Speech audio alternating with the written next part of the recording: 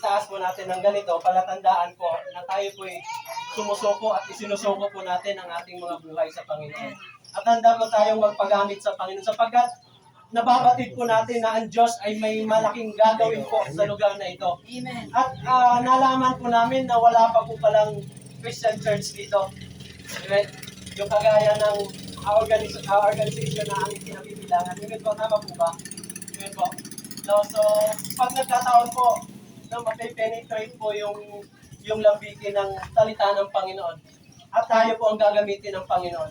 Kaya po sinasabi ko ito kasi tayo po ang gagamitin ng Diyos sa lugar na ito.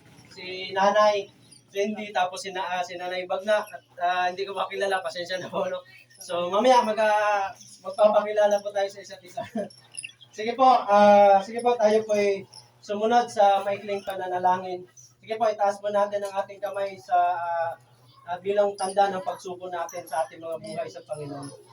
At sumunod po tayo sa maikling panalangin. Amang Diyos na makapangyarihan sa lahat, ako po banggitin po natin ating pangalan. Sige po, ako po pakilakasan niyo po ang inyong mga pangalan. Yes po. Ako po isinusuko ko po ang aking buhay sa iyo, Panginoon. Kinikilala po kita, Panginoon, na bilang isang manliligtas na namatay at muling nabuhay. Panginoong Jesus, iligtas niyo po kami sa tiyak na kamatayan.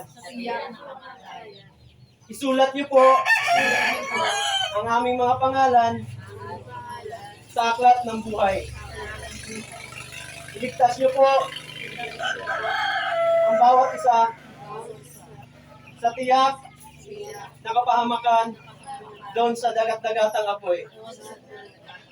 Salamat po, Panginoon. Ako na lamang po ang mananalangin.